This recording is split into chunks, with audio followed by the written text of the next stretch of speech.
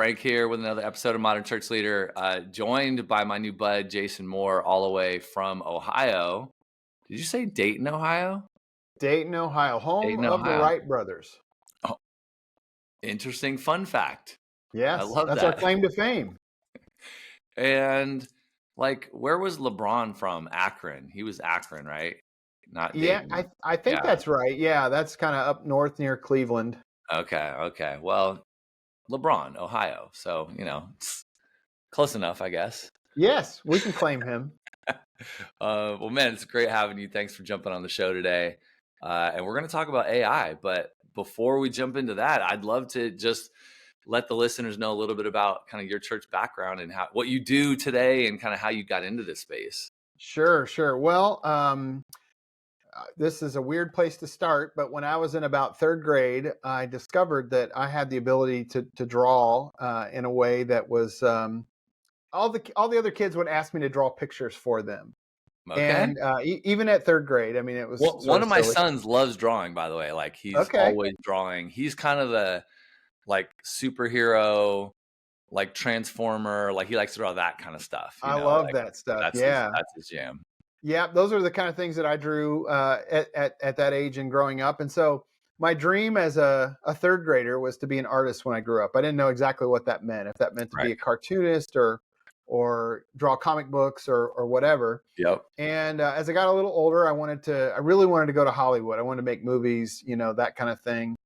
And that was my dream, really, all of my childhood. And then between my junior high and high school, the summer between those things, I went on a retreat. And it's as close as I ever heard the audible voice of God in my ear say, "I want you to go into ministry," which was so confusing to me. Because at that time, there weren't a whole lot of artists in ministry that I knew of. You could be a pastor or you could be a musician. But and I was a musician, but I didn't really feel like that was my call, and I didn't feel called to be a pastor.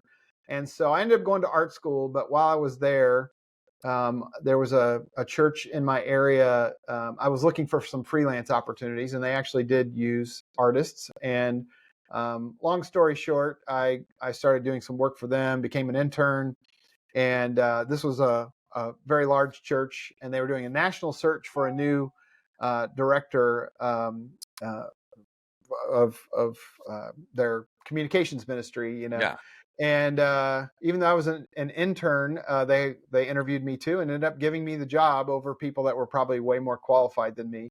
And I knew at that time, like this is what I was put on the planet for. So I am passionate about helping churches communicate the gospel in a way that is deep and meaningful and creative and transformative. And so I'm a big believer that the image does that, story does that, those kind of things. And so for the last 25 years, I have worked to help churches with media and communications, really around worship design. So the collaborative process, I've written books about, how do you do collaborative worship design where pastor and media people and,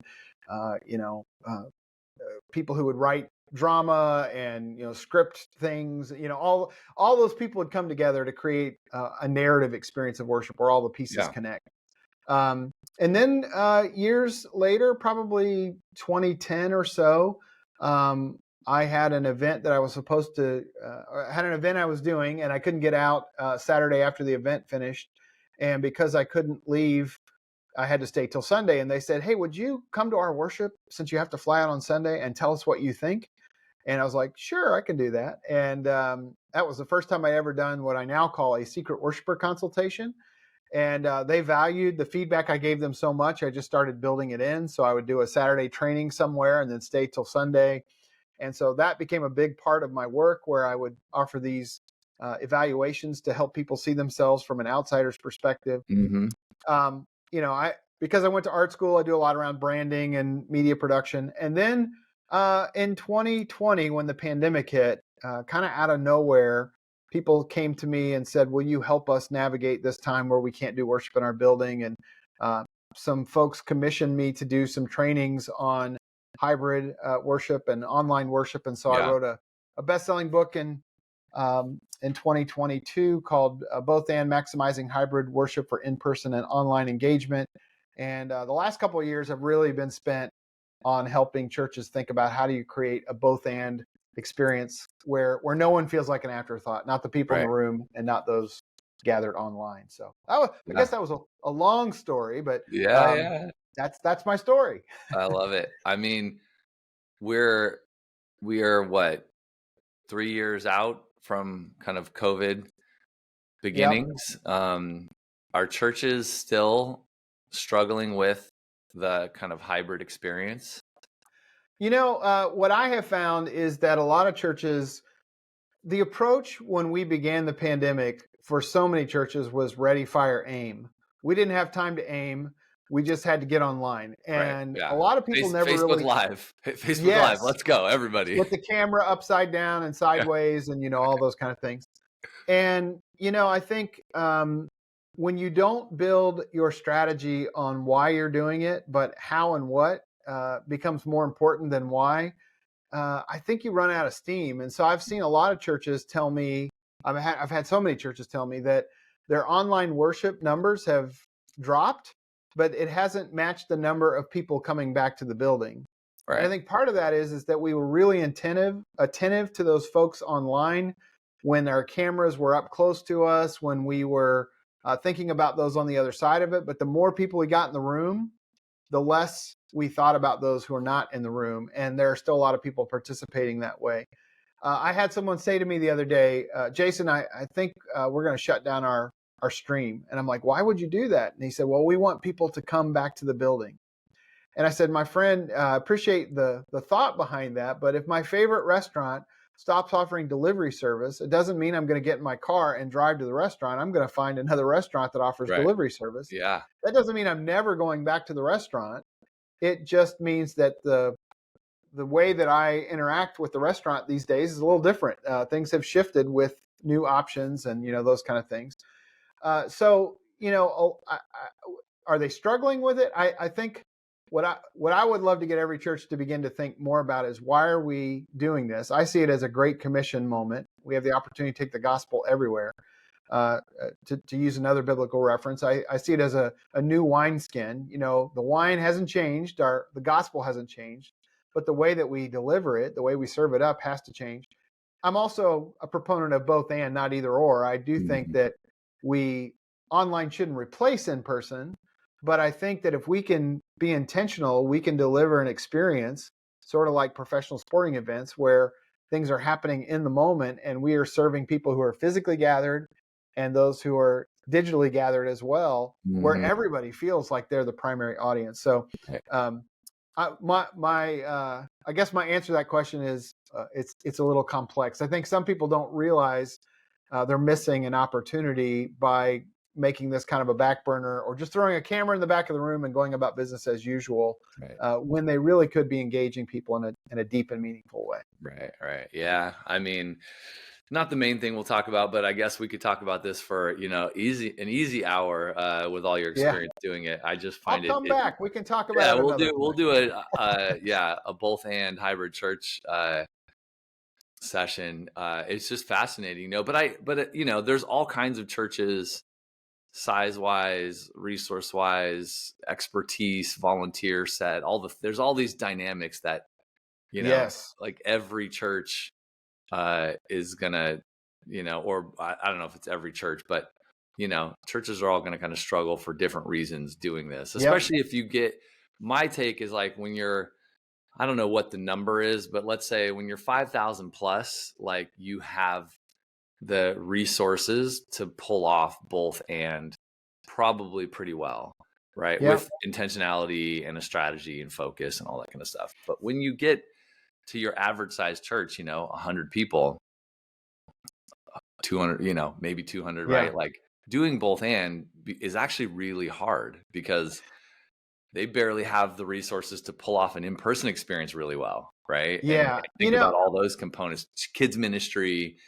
streaming something, worship, they're just trying to do the basics well. So I think that's the bucket that I always find myself thinking about more because I feel Yeah. like those are the ones where, it's just harder. Yeah, I mean, I agree, uh, and at the same time, I think there's a counterpoint that It's more about authenticity than it is about being slick or perfect. And so Mhm. I have seen people take a smartphone and create really engaging and incredible hybrid worship. So people in the room and at home feeling connected and like Yeah. participants. I talk in the book and in my trainings about the idea that we've got to move from this idea that people are watching worship at home and instead worshiping from home. Right. And we don't want to think of them as viewers, but as participants.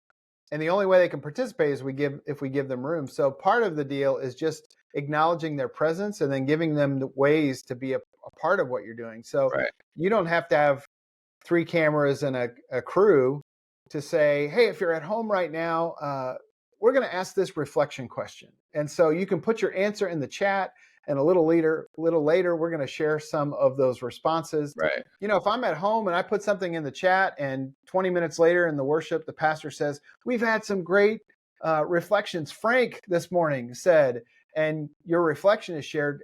If you're sitting in your living room in that moment and your prayer request is offered or your reflection is offered, all of a sudden you feel like a participant in that experience rather than just somebody who's watching. And the great thing about that is it doesn't require any additional budget.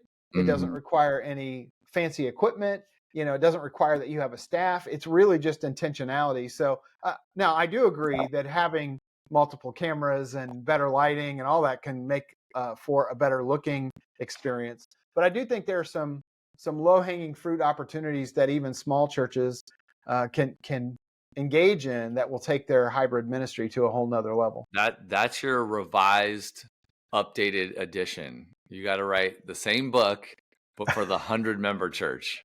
There you go. There's a That's who lot of you stuff write in it. the current one that probably applies, but that's a good way to You should you know what I'm remarket saying? it. Yes, remarket it and be Yes, very purposeful about like, okay, I'm talking to you, pastor of yes, the 100-member church. Here's exactly how right, to do it, kind of thing. I think that would be awesome. absolutely, yes, Okay, but we're not here to talk about that, although we spent 20 right, minutes talking about it.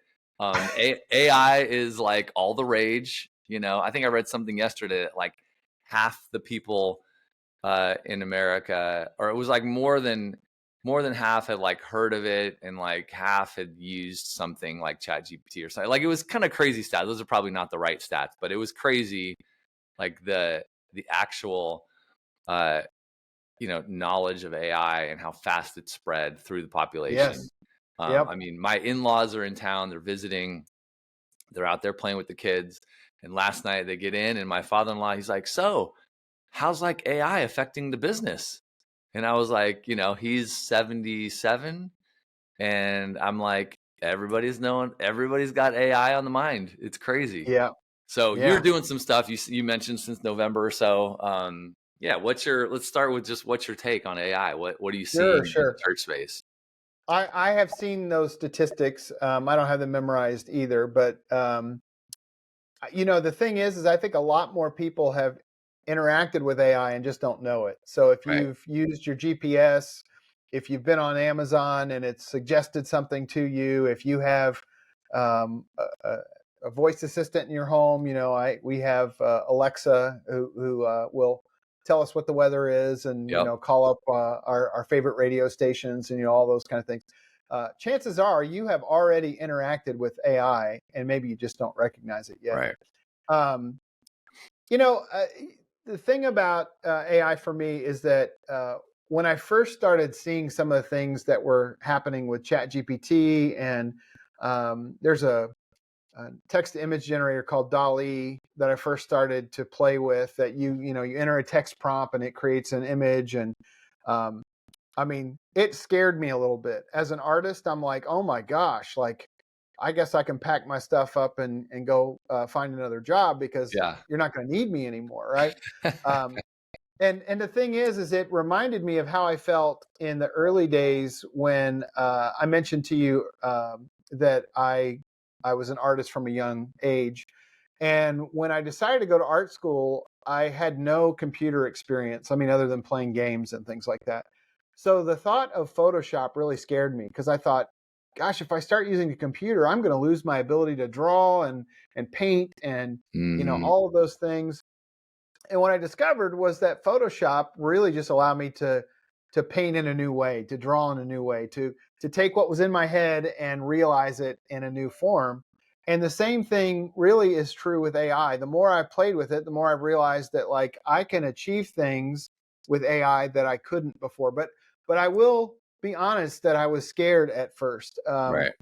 Uh, I have found that there are so many church leaders that I talk to that are skeptical, that are scared that it's like the influence of the devil, those kind of things.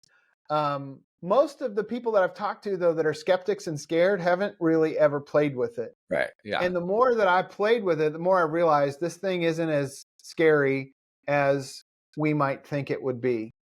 Um, the other analogy I've been using with folks as I've been talking about this is that it's a tool, just like an axe. An axe can be used to cut down a tree and chop up firewood, and that serves a great purpose. But you have Mhm. to learn how to use an axe, because if you don't, you might accidentally swing it back and hit yourself in the face, or Right. chop a finger off, or worse, some people would take that axe and put it into someone's skull. Right. Like we can use it as a weapon too. And AI is not inherently good or inherently bad. The people that use it may be inherently good or inherently bad. Yeah. Now, I think you can do a lot of damage. You can do a lot of damage with an axe. You can probably do a whole lot more damage with AI if you use it in a way that's not responsible. But um, I think we as church leaders ought to come to know these tools in a way that we can help those within our care in our congregations to kind of know how to navigate faith and life in a world where AI. We've just seen the tiny little tip of what's to come. What's coming? Yeah. The last 6 months have been incredible. I mean, every week you can't even stay up with the news because every day there's a new development. I know. I Um, have yeah, noticed that like for a minute, for a month or two, it was just every single like article I read. And it yes, seems like in the last month or so, it's kind of like people are like, okay, I just have to stop talking about it. Even though there's still things happening every day, right? It's probably just yeah. it's advancing just as fast. But it was like every day you were hearing about Chat GPT and then eventually like Bard. And it was like, oh my gosh, can you stop talking about this? Yeah, No, it's awesome. It seems like it's kind of died down a little bit. yeah, I do think that there is probably a level of fatigue with some folks. I'm sure people on my Facebook timeline are sick of hearing me talk about all the latest things. And then I've got a few people that geek out with me about it, and we have lots of uh, private messages going back and Yeah. forth. Um, and the interesting thing is some of the things I taught just even 2 or 3 weeks ago are almost invalid because now the software will do this, or now Mhm. AI has figured out how to do this and that. And so it's just changing at such a rapid pace. Yeah. um, but more than anything, I just really want to encourage your listeners to experiment a little, get in and see what it is and what it will do. I Right. think that it will calm some of those fears that a lot of us have. Um, it's it's easy to conjure up images of the Terminator and the Matrix and Agent Smith and all of those things. Yeah. I said in a recent talk, I hope the future is a whole lot less. I'll be back with the Terminator and a whole lot more Johnny Five. No disassemble. Yeah. Great '80s movie if you're not familiar with it. But anyway, I think that getting in there and playing will dispel some of the myths and fear and all those things that folks may have. Yeah. Yeah. Totally. What you've been sounds like you've done some, speaking on the topic. What are you speaking about? Like what are you teaching, Sure. talking Yep. about, training churches on as it relates to Absolutely. AI? Well, recently I've done two summits here just in the last few months. The first one, I did a whole session on how to open discipleship doorways by using AI to assist you in that task. Okay. And so ChatGPT is this incredible large learning language model. You mentioned it a couple times. It's probably the one that most people are familiar with. It allows you to interact with it like you're having a conversation with another person. Yeah. And the more information you give it and the better you describe what you're after, the better the output is going to be. Now, Okay.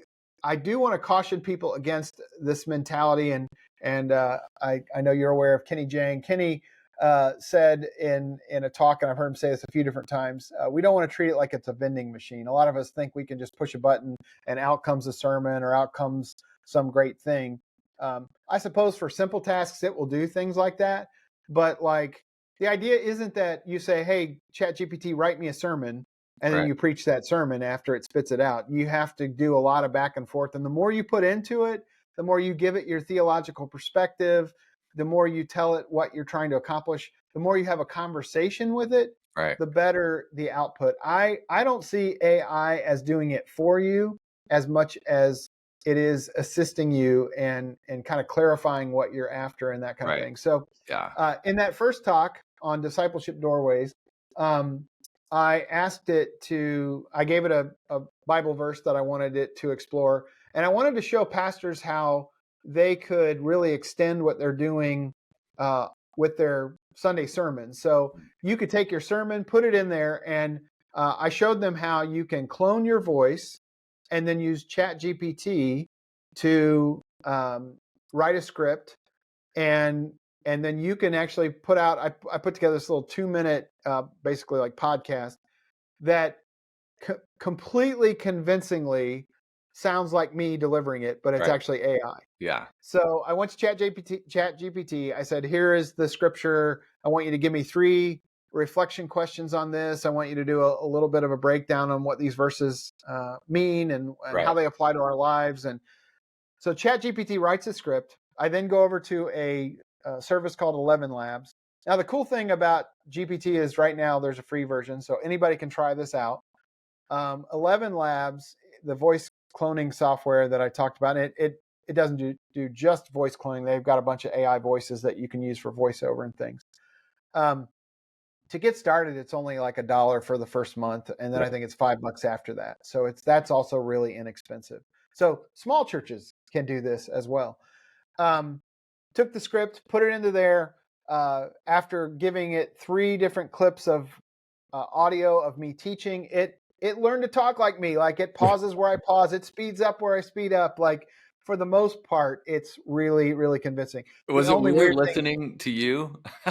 it is weird, You're like, and it's uh, I'm so yeah. I mean, lost. it's almost like when you listen to yourself on tape, and you're like, I don't really sound like that. I mean, Right. it gives you that vibe. The only thing I didn't like is like for some reason the way that it pronounces God is like God. When I sound like a TV preacher Yeah. when I say it, and I don't know why it throws in that pronunciation sometimes, but it does. So anyway, I feed it the script. I take 2 or 3 different takes. You can. It's got these settings that are called stability, and so if you turn the stability way up, it's going to sound a little bit monotone, and it's always going to sound really consistent. And then you can turn the stability down, and it's going to be a little bit more like up and down, and more energy and exciting, and faster and slower. And Right. so I found that if you run 2 or 3 of those, and you get different takes, then you can kind of splice those things together and create something that really sounds like you. Yeah.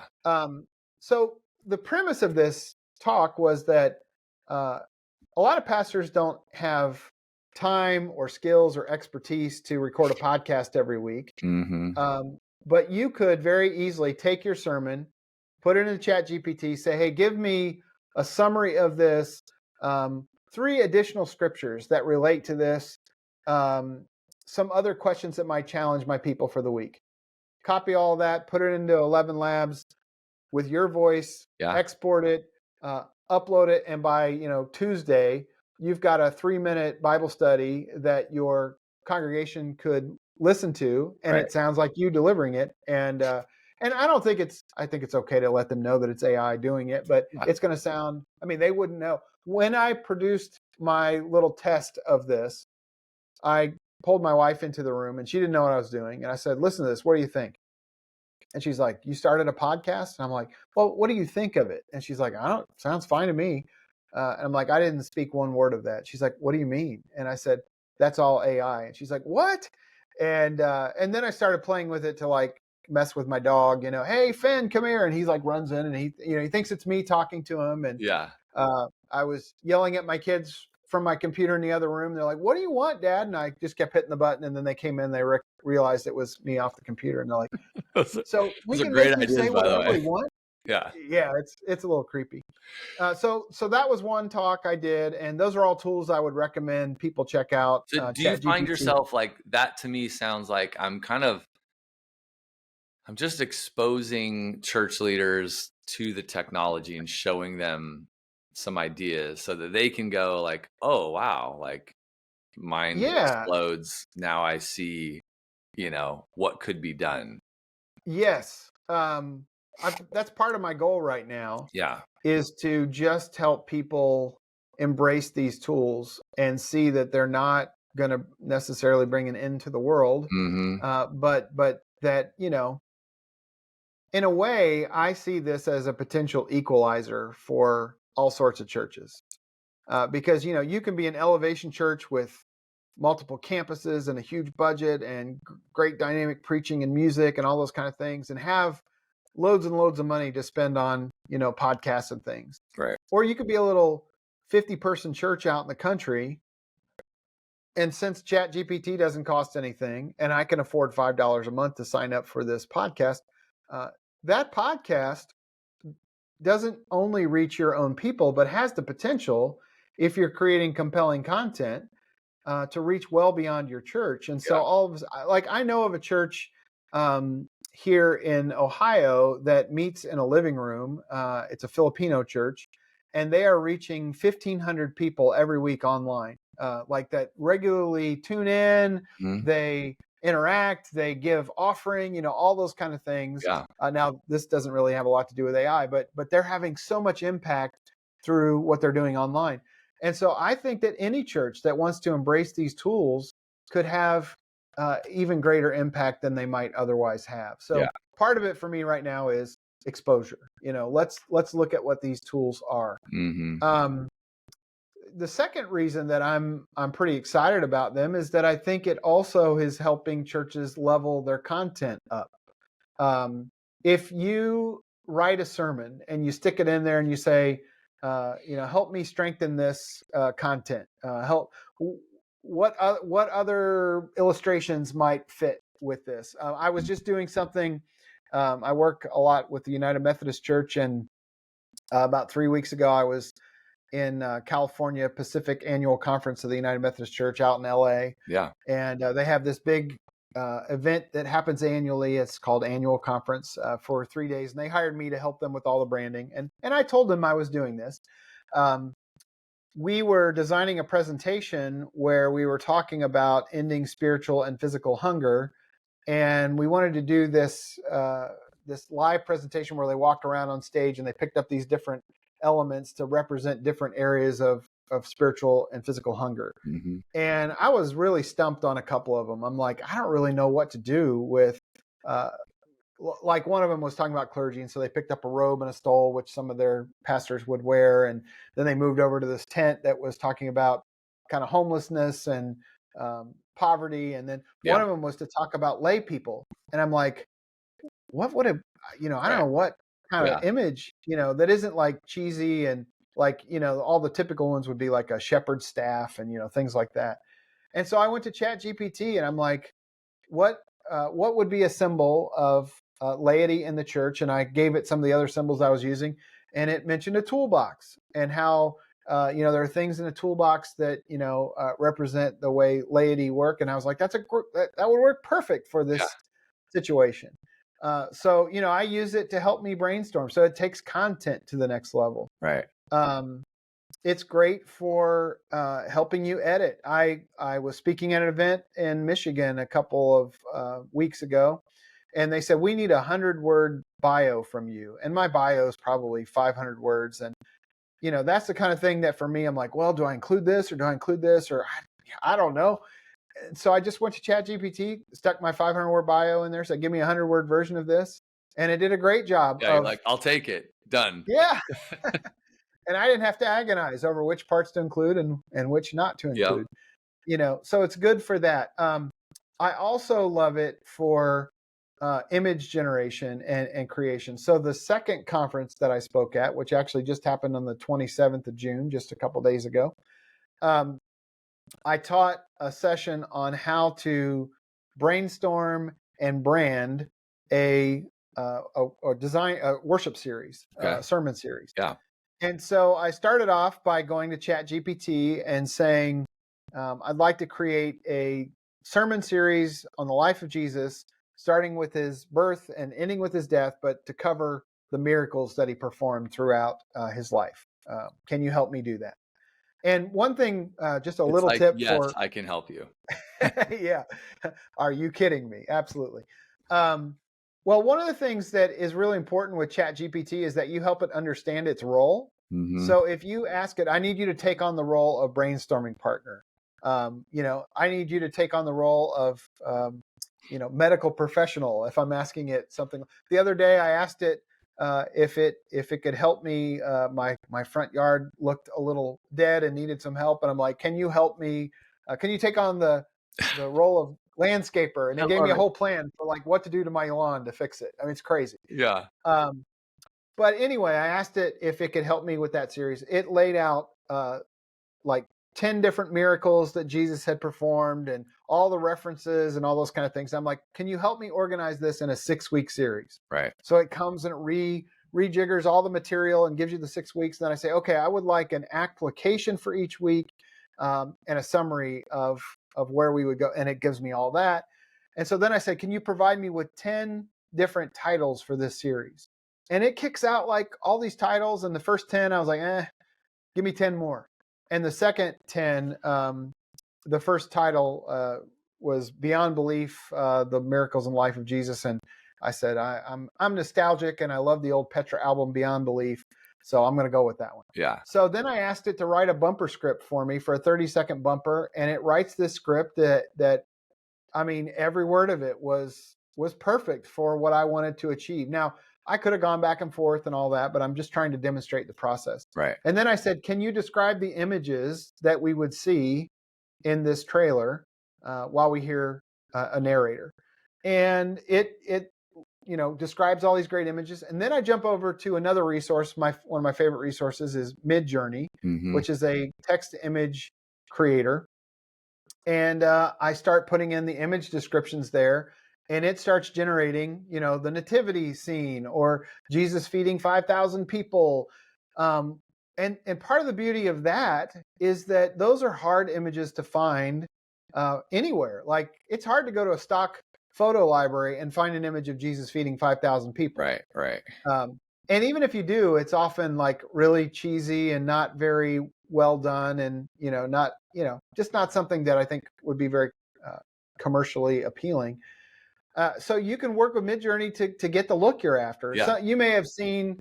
I've been seeing it go around. People have been showing these images of Jesus taking a selfie at the Last Supper with all the disciples. Yeah. Totally. If you haven't, go Google it. You'll find it. And so he can create these contemporary images that make Jesus come to life in a different way. So anyway, I ran it through its paces there, got all my images, stuck those into another app called Leapix Converter, which makes them 3D, takes them and gives them depth. So it's sort of like when you're on Facebook and you see one of those Facebook 3D images where you can there's parallax. Moves a little bit. Yeah. So it took every image, it did that. I strung all those together. I put some music to it. I added a title, and then I posted the script, the narration into 11 Labs, created a voiceover, not using my voice, but using a voice that sounded like a professional movie guy. And in probably 10 hours, I had a bumper video that is, I could send you after the fact if you want to. I don't know if you do show notes, but I could certainly send that to you. Yeah. No, send it. I want to see it. Yeah. And the thing is like any church could do this. Right. Like a little tiny church with no media staff could do everything that I did using AI. And now you have got this high-end looking trailer and all the materials you need to move through this series. You just created the sermon series framework and drafts and notes and some marketing material and graphics for each week, and like you have this whole kit, and maybe maybe that kit's 50% done or 75% done or 90% done, and it takes the pastor or the staff or the volunteers like some time to kind of put the finishing touches on it, review it, Yeah. make sure it's obviously like accurate and makes sense and all this kind of stuff. But I mean, that's kind of how I'm thinking about this stuff. I mean, you just saved somebody like hours and hours. You either gave them something they never would have done, right? If you're a small church, maybe like you just never would have done this because it's way too much Yep. work, and you don't have the resources to do it, or you save a team of people that do this for every series, right? Every 6 weeks, they're just always on this schedule. You've just saved them, like, I don't know, cut the production time in half to create all this stuff. Yeah. And, cut the production time in half is a great way to say it, because going back to our axe metaphor for a moment, it's conceivable that you can knock down a tree without an axe. The axe isn't going to cut the tree down for you. You have to wield the axe. Yeah. But it's going to be a whole lot easier to cut that tree down with that tool in your hand than it would be to try and knock it down, or dig it up like Clark Griswold in Christmas Yeah. Vacation, or Yeah. whatever. Totally. Yeah, and so I think that's part of this is just getting comfortable with the axe and helping people see that, like, the axe. A lot of people think the axe is going to turn on us and swing itself. I don't think the axe is going to swing itself. I hope I'm wrong about that. Yeah. I'm not saying that I'm carefree or concern free. That I do worry about all the stuff that you see in the movies. On the day you say, I want you to create a sermon series, and it says, I don't want to create a sermon series, and then it tells us what it wants to do. I hope that day never comes to fruition. Right. But these language models don't actually think; they are predictive. They predict the next word in the sentence, and then generate these things based on all of the data that it's studied, and that kind of thing.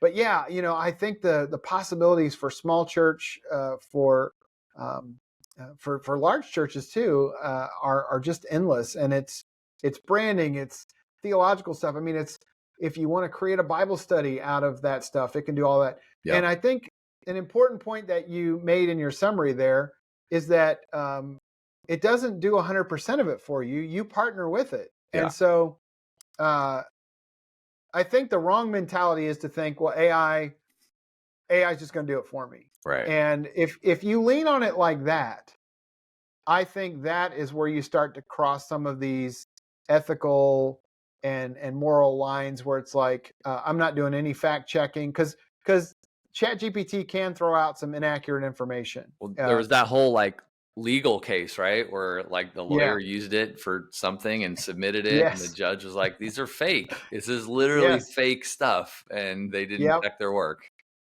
I had a friend of mine who is in higher education, who was writing a paper, and it attributed some made up book to me and another person that I've co-authored books with. And he's like, when did you write this book? I'm like, I've never written that book. I don't have any idea what that is. And ChatGPT used it as a reference in some brainstorming he was doing. Yeah. I'm like, nope, that's not real. They call it hallucination. Sometimes the GPT does a little bit of hallucinating. It does less and less of that the more information you give it. But I think pastors do need to fact check and make sure that the information that it's spitting out is real. But I would just say this for those skeptics out there: using ChatGPT without conversing with it and doing that back and forth is not all that much different than going to like sermoncentral.com and downloading a sermon and preaching it without doing additional study, without personalizing it, without bringing your own experience to it. Both of those things aren't a good idea. So I think it's important that we use these tools as they're intended to be used. Yeah. I mean, we've been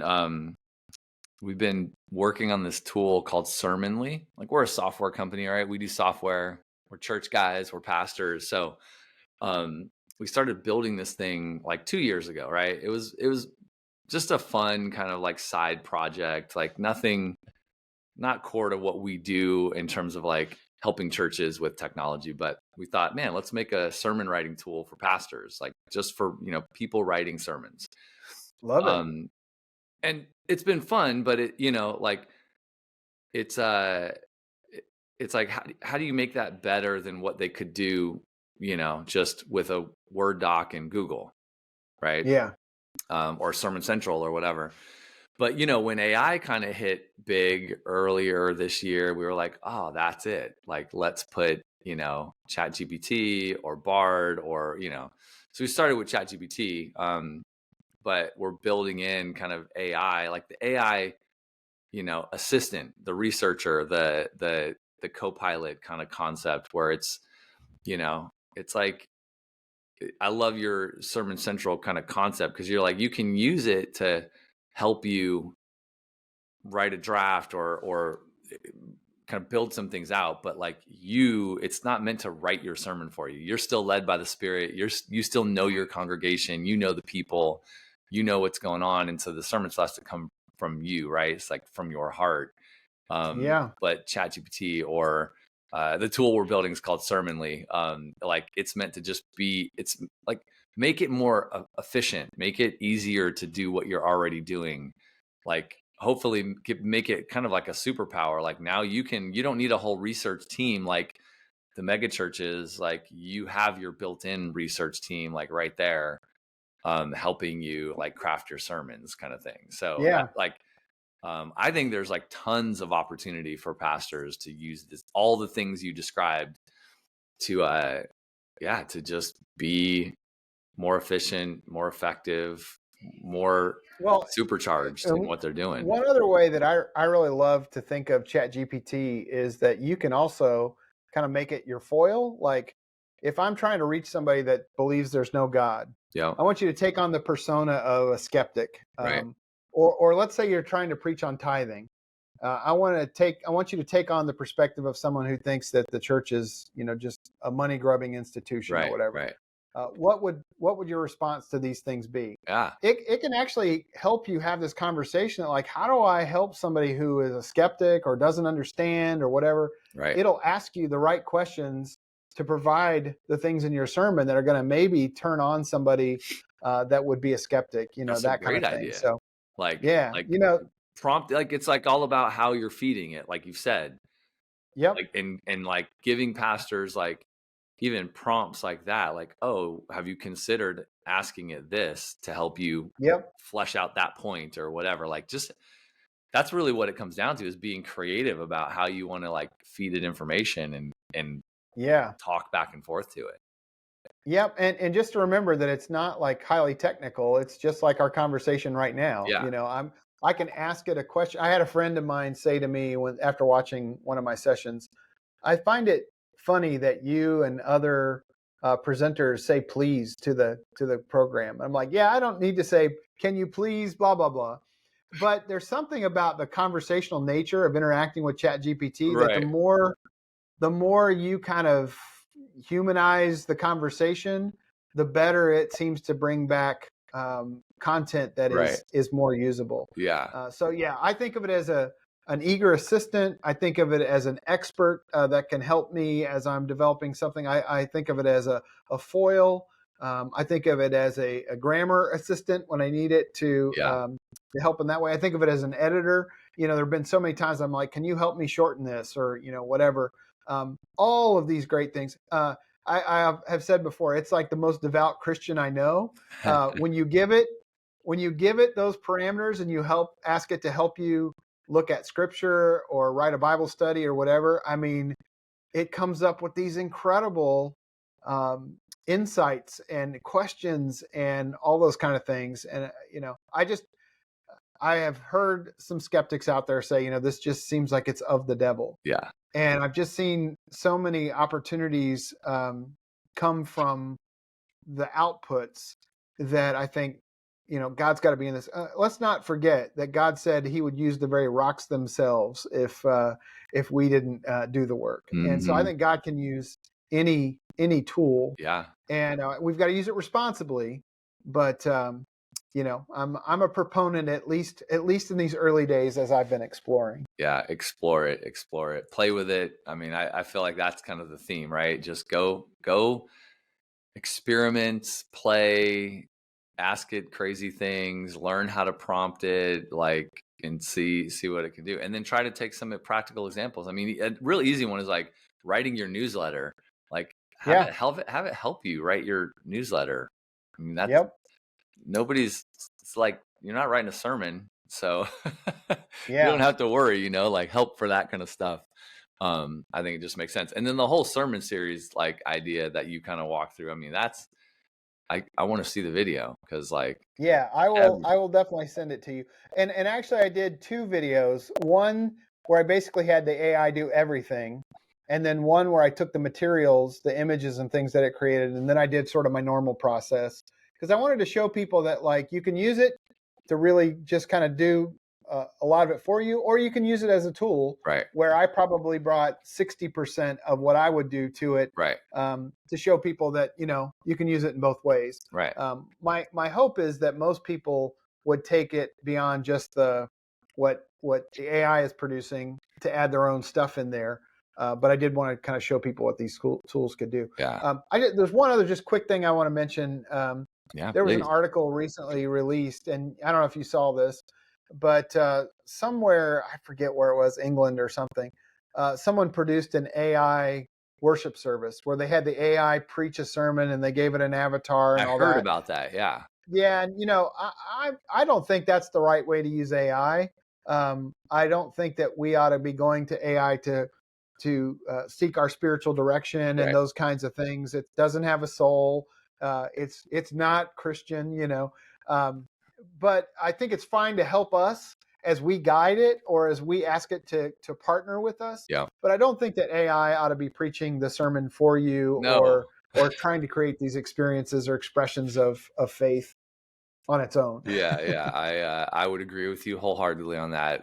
It is just a robot, or Yes, maybe not even a robot. I'm not I sure. don't know. Something. It is just something some digital thing on on computers, not Yeah, not a human. So good right. point. Good point. Well, Yeah. man, this has been awesome. I know we could keep chatting for a while on this. Well, in like 10 days, I'll have you back because there'll be a bunch of new things that have happened, and we'll talk Yeah. more. Whole different conversation It'll next be time. totally different. No, we should do it again maybe in a few months or something like I'd that, love and to. see Yeah. how things are going. Where can folks go to check you out, learn more about what you're doing? If they want to get help from you, where's the best place? Sure, sure. Well, if people want to reach out directly to me, they can find me at mail, M-A-I-L, mail at midnightoilproductions.com. I'm at midnightoilproductions.com, although I'm in a redesign on my site, so don't look at the current one right now. Midnight Oil Um, Productions. I like it. yes, Burning the yes. midnight oil. That came from both the fact that I do lots of late hours, but then there's this parable of the bridesmaids that have to keep the lamps lit in order for the master's return. That's a parable, Yeah. and that spoke to me when I was creating my company. If you want to go to Facebook.com/Midnight Oil Productions, you can find me there as well, and Very I would cool. be happy to connect. Okay, Well, thank you, Frank. two quick questions though before we wrap Yeah. it up. What's a book that you just think everyone's got to read this book? Oh man, gosh, I am. One of my favorite books is Made to Stick. It's a little bit Yeah, older, but yeah. Chip and Dan Heath. It's a book that I think every pastor ought to connect with because it'll help you create content that will last beyond Sunday and even beyond that. Yeah, I love that. All right, last one. What's a podcast that you're listening to right now? Golly, I am. This is probably not supposed to be my answer, but my favorite podcast is Fly on the Wall, which is two guys from Saturday Night Live. Love it. I know No, it's not a that's it's not a actually trip what up. I want. I want people to share the random podcast Okay. that they actually like, that they really sincerely Yes. are listening to, like right now. Yes, it's Dana Carvey and David Spade, and they tell all these fun stories about Saturday Night. Probably not safe for work and some of the language and things, Yes, but I really enjoy that one. that's amazing. I'm always a fan of Kerry Newhoff and all the stuff that he's doing and Yeah, saying. I mean, he's always great. But yeah, I mean, there's just lots of stuff out there, and yeah, those are a couple that I would yeah. mention. Very cool, man. Well, thanks for coming on the show. This has been awesome. Hey, my pleasure. Great to meet you and chat with you. And I would happily come back and chat again. We'll do it again. And everyone else, just, look forward for episode number 2. Thanks for joining us today. We'll see you next week on another episode. See ya.